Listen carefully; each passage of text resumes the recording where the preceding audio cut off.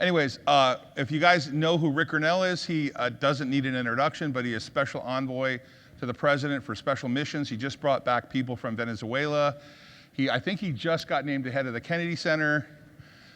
I had him speak last year at my conference. He was the most talked about speaker there. I mean, really a dynamic, connected guy. And he just told me that the President of the United States knows he's here and he's speaking to you guys. Everybody, Rick Grenell.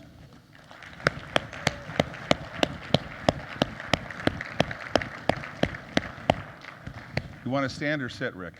Whatever you want. Let's sit. We'll sit. This is a little odd stage here thing. Way too close? No, this is good. So it's perfect timing, right? Market's down. Oh my gosh, yes. Market's down 1,700. I'm sure you want to just talk about tariffs, right? And the market and all these great subjects. No, I think the timing is perfect. Right. The timing is perfect. I was, a little bit about me, I go to bed very early because I wake up incredibly early. I do a lot of work in Eastern Europe and the Middle East, and so I like to get up super early. So I was in bed here last night, and the president called me, and he knows, like, since I'm usually 3 hours behind, he can call around midnight, and I'm still barely up. And last night, of course, he called, and since I was in Dallas, I was already in bed, but I got up and I talked to him. So I told him that I was in Dallas, and he said, "What are you doing in Dallas?" There you go. I really wanted to maybe give them, the audience, a state of, like, not policy, but kind of what you're thinking. I think you're really a forward thinker. And first of all, I don't have any idea how you do your job, because I see you in LA one day with the fires. I see you in Venezuela the next day. I see you doing stuff in the Middle East. I don't understand how you even get around and do it, especially when you're not really flying around on a private jet. I don't know how you do it, although it's just crazy. So maybe just tell us about what you're doing right now. Yeah, I mean, trying to keep up with President Trump, I think, is the answer. I mean, the man never sleeps, and he's got an idea a minute, and so we're all just trying to keep up. One of the great things about the Trump administration is that your job is really not just your job, right? If you know the president and he knows that you know how to get stuff done, he's going to hand you stuff all the time, regardless of your job title. And so one of the first things we have to remember is that this guy is not someone who is linear in terms of how operations are done, how policy is done. He is somebody who likes to have voices in the room. It is not unusual to have your time in the Oval Office, say you're supposed to go in at 2 to talk about a subject, that the 12 o'clock meeting is still going on. He invites you in to give your opinion about that, and then you got to sit there while the 1 o'clock meeting goes through, and you're also giving your opinion on that, and it could be on anything.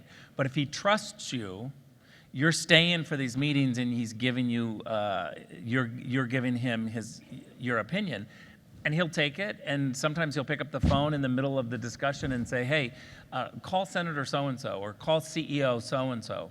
And they're suddenly on the phone as a part of the conversation. Now, I worked for 8 years in the Bush administration. That would have never happened in the Bush administration, never.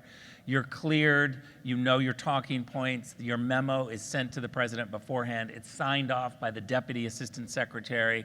Nothing went into the president without there being eyes all the way through. Now, what does that produce? Status quo and mush is what I would say.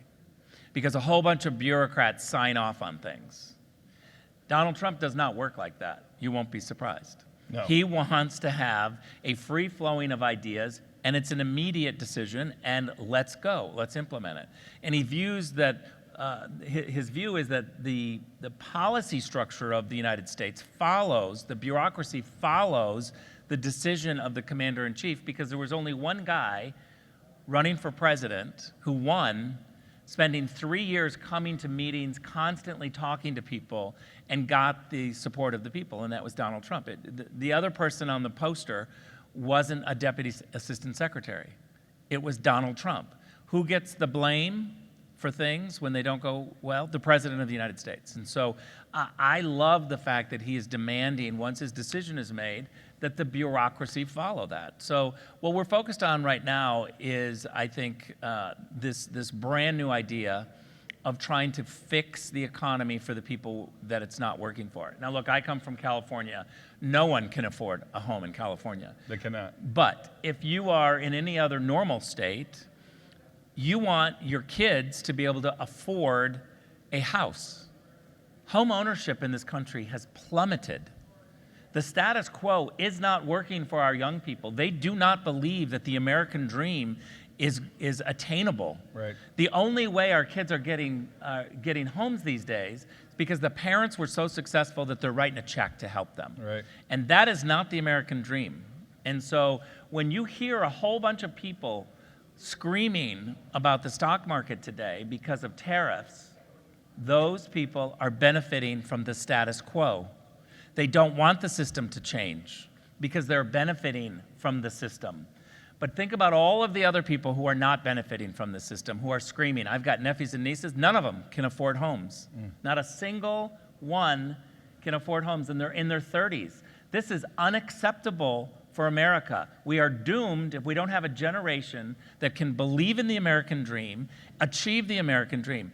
And let's be honest, and I bet you in this room, this is true. To live the American dream today means that you bought a home, you fixed it up, and you sold it, and you made some money. Or you bought something, and you held it long enough to where you made money, capital gains. That is how people are living the American dream. And our young people cannot do that right now. And so are we going to see a shaking of the status quo? Yes. Are we going to see a whole bunch of people screaming because they don't like the stock market and what's happening? All of those people are benefiting from the status quo, and I just say, hang on. If you were on the other end of my phone the last 24 hours, you would see prime ministers and presidents from at least 7 countries have called little old me to say, can you get a message to Donald Trump that our country will go down to 0, we will not charge you tariffs, we will do a free trade agreement, please let us off the hook. Now, Let's go. as soon as that permeates through our system, people are going to see that we are going to have a president of the United States who upended the system so that we have free trade, fair trade, and our young people can finally afford something because they got money in the bank. I hope we got that on camera. I know that you don't want to talk policy. I was actually going to ask you, how do you think the first 48 hours are going with tariffs? But I appreciate you. You're so good at this. You kind of know what people want to talk about ahead of time. What about what it seems like is, to me, a collapse? I might be wrong, but it seems like the Democratic Party is collapsing. And what I mean by that, and that's just my perspective, no one's giving me that perspective. What I mean by that is they're doubling and tripling down on what I consider to be insane policies. They're attacking Teslas that were, it doesn't make any sense to attack fellow owners of a Tesla who probably were Democratic if they're in California. Can you comment on the status of the Democratic Party, or maybe at least your thoughts on what's happening there in leadership? Well, first of all, there was a miracle that just happened as I opened up this water, and they fill water to the very tippy top these days. And you literally spill it every time you do it. Right. And I, with a blue shirt on stage, took a sip of water and did not spill it. Now that, to me, is remarkable, right? Is that your way of saying you're not going to comment? No, what is going on? No, of course I'm going to comment. Look, I think that there is a collapse of the Democratic Party because they are the party of elites right now. You look across the board of what Donald Trump has done to the Conservative Party, the Republican Party. First and second generation Americans are at the forefront. They love this guy. Working class union guys love this guy. You know who the Republican Party doesn't have? It's the elites. All of those people who are never Trumpers are the ones who are super elite. They probably loved George W. Bush and Mitt Romney. And Donald Trump is not them. He wants to remake the Republican Party. He's going after trying to deliver, and to be honest, many of the messages are just like Bernie Sanders. To be honest, they're the same message. They're the same messaging, which is let's help people who aren't being helped And the difference is Bernie Sanders wants to do it through the government. Donald Trump realizes when you make government smaller, that's when you can help people. And that's what we're trying to look at, the number of jobs that are being cut. The jobs report just showed for the second month in a row that the economy in the private sector is adding more jobs than the government. Now, that didn't happen under Joe Biden. Right. The economy was only there because he kept adding jobs to Washington, D.C.'s bureaucracy. I worked in Washington for the first time, this is how old I am, in 1994. You're younger than me, though. I was working on Capitol Hill. It was my first job, okay? What's happened to Washington since 1994 is immoral. The amount of money and buildings and job creation and hangers-on and lobbyists, it's unbelievable. Now, I've worked at the State Department for 12 years, and we go after corruption around the world. We talk about leaders who are corrupt. In our country, we just call it lobbyist. Are you ever surprised when the government moves from Joe Biden to Donald Trump that all of the lobbyists around the Pentagon are now Republicans and they were Democrats? We don't even flinch at that. We say, well, of course, that's the system. Donald Trump and a Republican is president, so now all the Republican lobbyists are getting their contracts. That's corruption. I'm sorry. But we have to call it out. We have to shrink this city. And one of the things that I love about President Trump is he's willing to take the hits of the media constantly saying, look at this person who just got fired and they voted for Donald Trump, but now they lost their job. Look, we want to create an economy where that person finds another job very easily, not has to move to another department at a Washington, D.C. bureaucracy. We cannot have a Washington, D.C. that's stronger than the rest of the cities. Washington, D.C. works for us. It should be a small city. Our founding fathers wanted you to be a temporary resident of Washington. We've got people who've lived in Washington now for 3 generations, and that's just the media. It's really atrocious of what's happened and how much we've accepted this. So I'll finish with this on this question. Shame on us for allowing the system to grow the way it did. We cannot expect that anyone in Washington, D.C., whether they're a lobbyist, a media person, the bureaucracy, they will never vote or advocate for shrinking their city. That would be akin to going to Los Angeles and saying, I have this great idea. Let's get rid of movies. Everyone is going to kill you. And so don't expect to go to Washington, D.C. and get support from the media that is based there to shrink the D.C. budget. They love it. I am the president of the Kennedy Center now, and you can't even believe the corruption that's been at the Kennedy Center. Ouch. Really? The woman who had the job before me was making $1.4 million a year. When I arrived, we had $0 in the bank. We had 0 in reserves.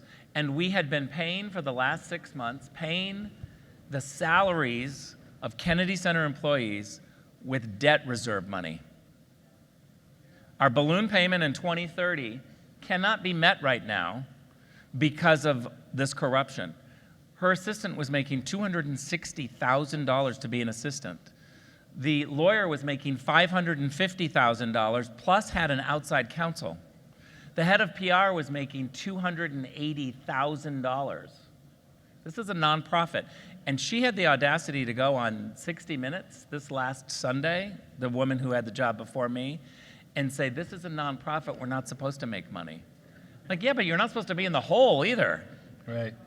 This, by the way, is the most ridiculous logic ever. I Right. can only say it's we have a very, very tight window because he's going to be live on Fox shortly at 1 o'clock. So if you guys have questions, we're going to answer them. We're going to start questions in 5 minutes. Hold on, in 5 minutes. But I want to get to my question, which is, if you follow my social media, you know I was with Trump on the last day of the campaign in Pittsburgh. I'm a huge fan of the survival of this man and what he did not have to do, his commitment, which is incredible. I am a big believer, if you saw me earlier, on cryptocurrency and what's happening with sort of the deregulation of the market and sane policy. I told you guys I was debanked multiple times under the Biden administration. Is there a chance, is it true, and I apologize if you don't want to comment, but I believe that 4 years is not enough for any president. I wish it was different, a little bit more length of time. Is it possible that there's any chance that this whole thing about another term is possible, or do you think that's highly unlikely? I think it's unlikely. The Constitution is what it is, and we need to be able to stick to that. Of course, I'd like Donald Trump to be the president forever. I love his policies. I think he's fantastic. But he's changed the Republican Party. He's changed politics. He's changed the way we're going to vote. I believe that for the next 20 years, that we're going to be sitting around talking about who is the America First Trump candidate in 20 years.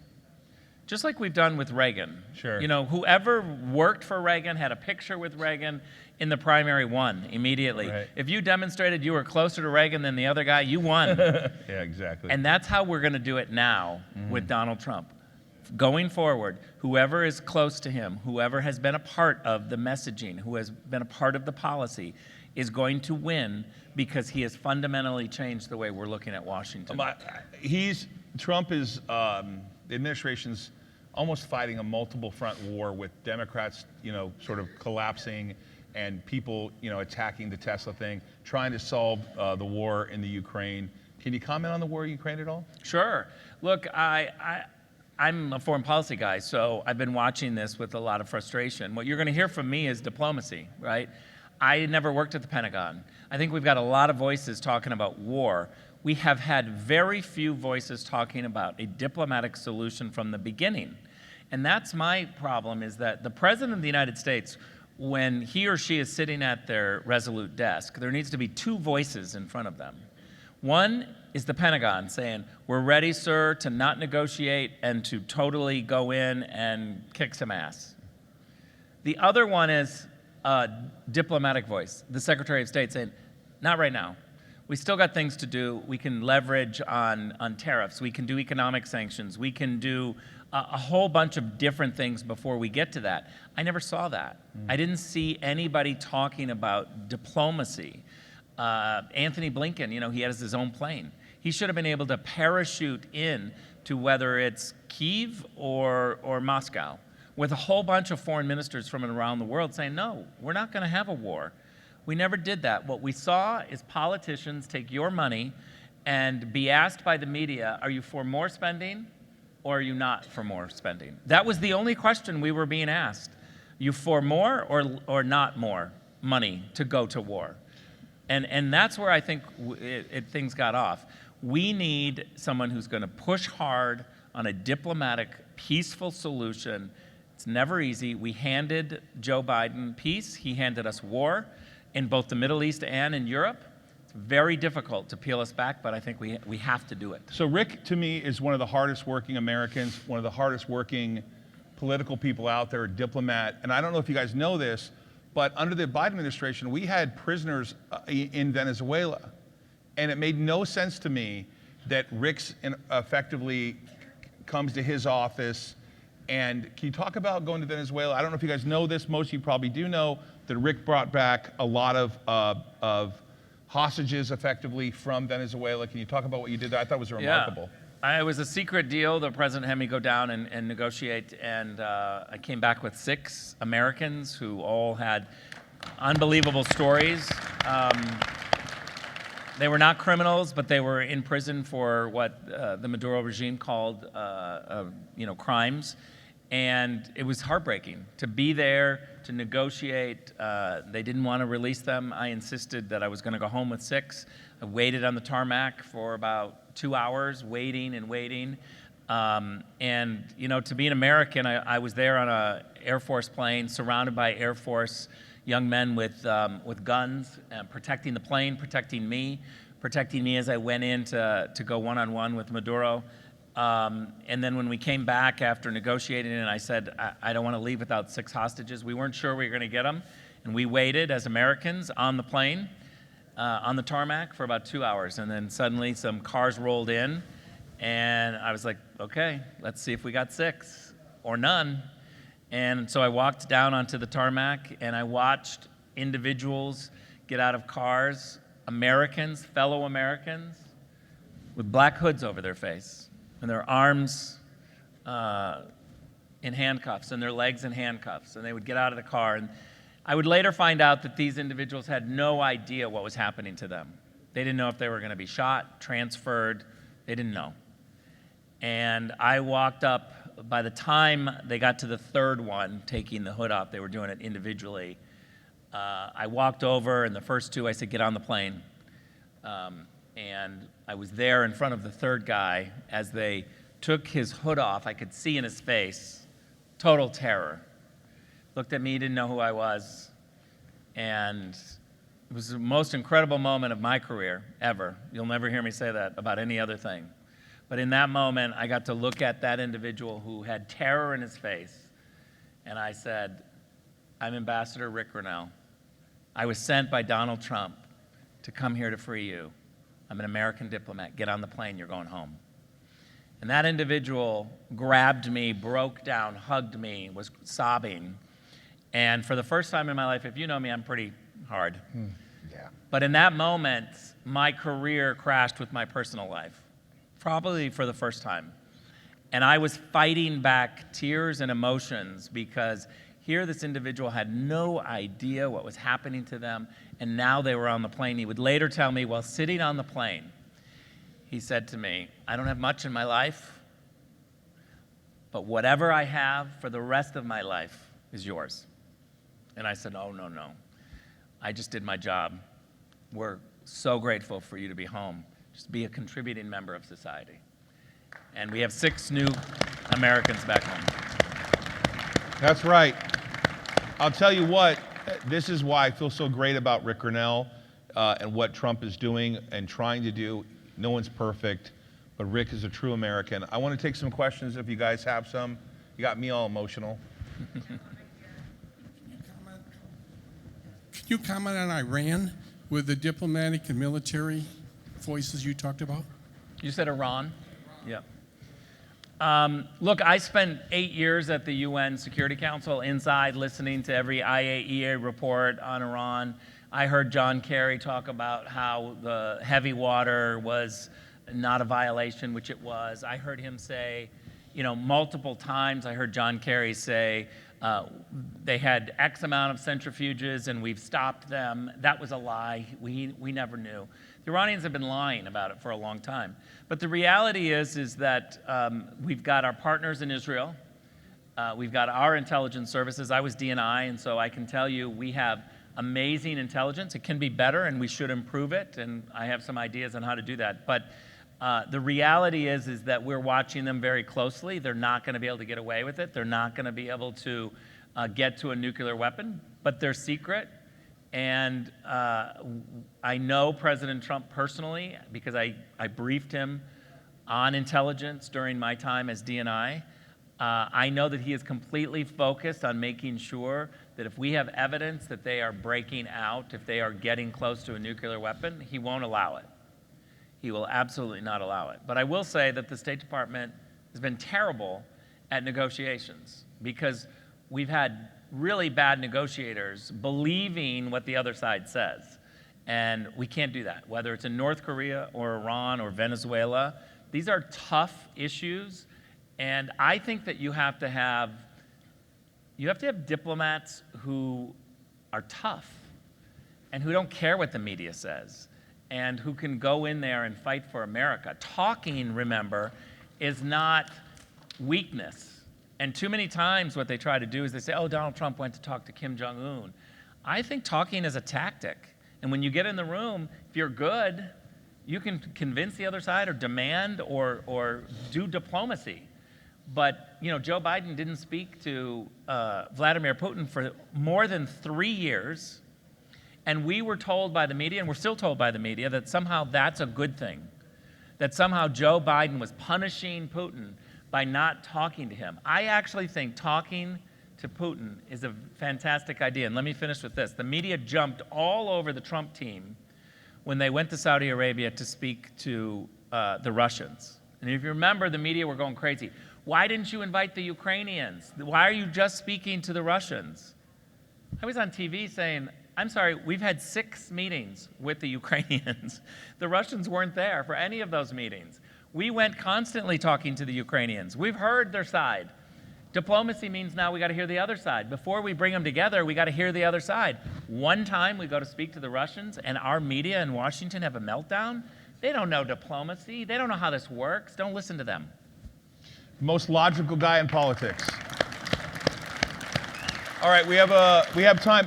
What are we looking like for TV right now? I got about 3 minutes. 3 minutes, 3 total minutes for Rick Grenell.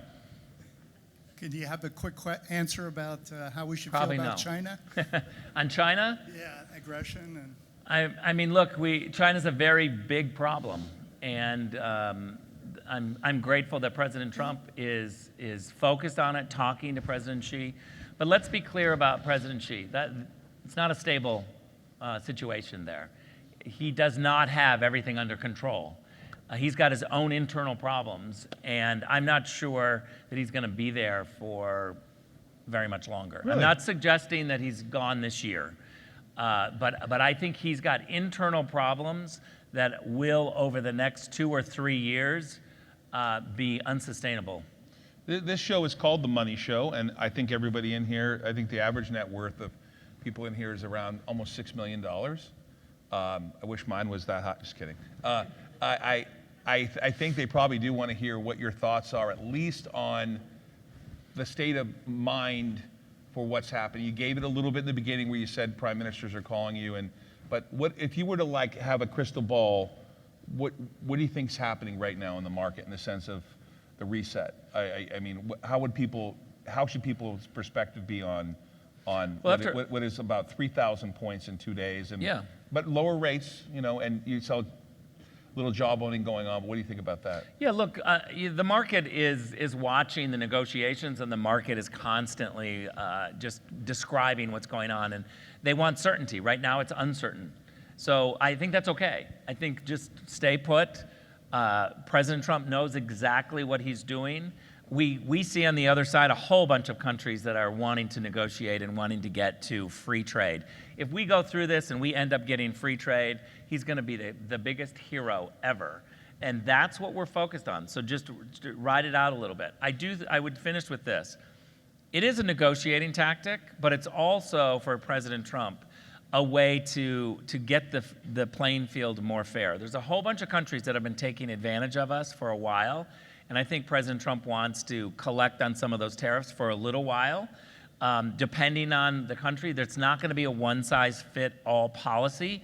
He's going to do each country or region a little bit differently according to what they've done to us.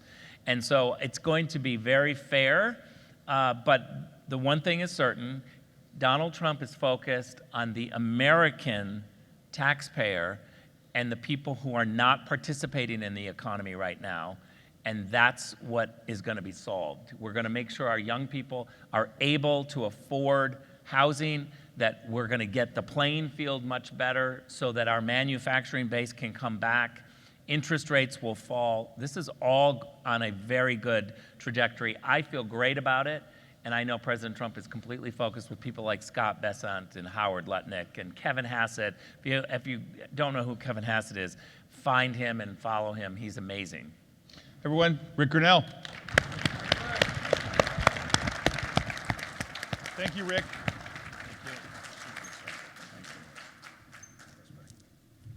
All righty, thank you very much. I'd like to encourage everybody to go have some lunch. If you've got a pink ticket, pro or preferred, your lunch is